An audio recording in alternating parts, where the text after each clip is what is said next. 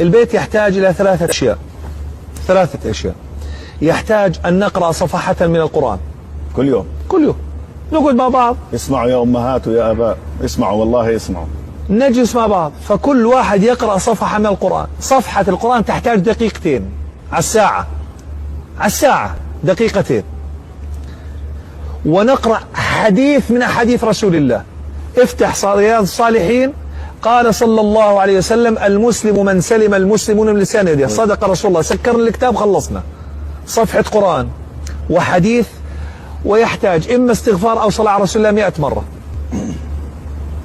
والله الذي لا إله غيره أن الله سيطرح البركة في المال والعيال والبيت والطعام والشراب.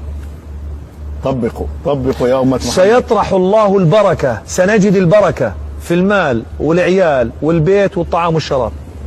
ما شاء الله.